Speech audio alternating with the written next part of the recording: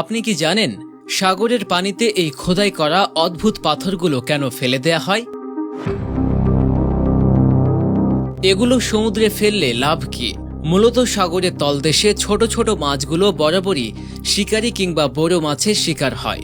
সাগরের নিচে এই পাথরগুলো রেখে দিলে সেগুলো ওখানে ছোট মাছগুলোর জন্য আশ্রয় হয়ে দাঁড়ায়, ফলে মাছগুলো সেখানে লুকিয়ে থাকতে পারে। তাই সমুদ্রে এই পাথরগুলো ফেলে দেয়া হয়। পাথরগুলো এমন সাজে বানানো হয় যা মাছের জন্য ঘরের মতো কাজ করে। সেই সাথে এমন নকশায় বানানো হয় যেন সেগুলোর ভেতরে থাকা ছোট মাছগুলোকে বড় মাছ ধরতে না পারে। সমুদ্রের পানি লবণাক্ত হয় কেন তা কি জানেন? পৃথিবীর 3 ভাগ পানি আর 1 ভাগ স্থল। খাল, বিল, পুকুর, হ্রদ সবখানে অথই পানি।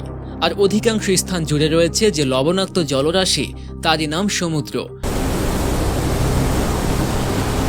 তবে কখনো কি মনে প্রশ্ন জেগেছে, অন্য সব পানির উৎস বাদে কেবল সমুদ্রের পানি কেন লবণাক্ত?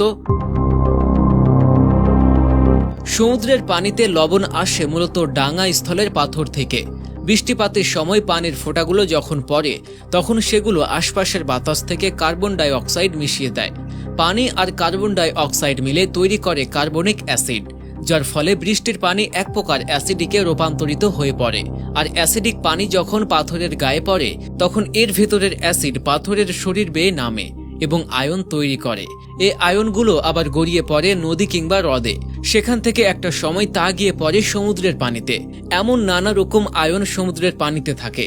এগুলোর মধ্যে কিছু আয়ন সামুদ্রিক জীব খাদ্য উৎপাদন ও অন্যান্য কাজে ব্যবহার করে এবং সমুদ্রের পানি থেকে সরিয়ে ফেলে।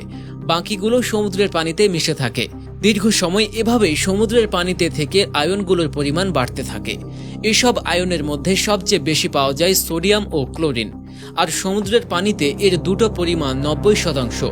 মূলত সোডিয়াম ও ক্লোরিন লবণাক্ত, ফলে এই দুটো মৌল একত্রিত হয়ে তৈরি করে সোডিয়াম ক্লোরাইড, যাকে আমরা লবণ বলি। আর সমুদ্রের পানিতে সোডিয়াম ও ক্লোরিন আয়ন দিয়ে তৈরি হয় লবণ। আর এই দুটোর পরিমাণ অনেক বেশি হওয়ায় সমুদ্রের পানিতে লবণের পরিমাণ অনেক বেশি। এজন্যই সমুদ্রের পানি লবণাক্ত এবং তা থেকে প্রচুর লবণ উৎপাদিত হয়। এখানে আরেকটা প্রশ্ন ওঠে, নদীর পানি কেন লবণাক্ততা হয় না?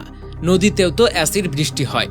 বিভিন্ন খনিজ পদার্থ বা পাথর গলে লবণ থেকে মেশে নদীর পানিতে, তবুও নদীর পানি মিষ্টি। এর কারণ নদীর ভিন্ন বৈশিষ্ট্য। নদী মোটেও স্থির নয়, বরং সব সময় বহমান। বড় বড় পাথর থেকে বয়ে গিয়ে পড়ে সমুদ্রে। নদী প্রবাহিত হওয়ার সময় মাটির লবণ ও খনিজ পদার্থ ধুয়ে সাগরে নিয়ে যায়। তাই নদীর পানিতে সাধারণত এসব পদার্থ জমে থাকতে পারে না।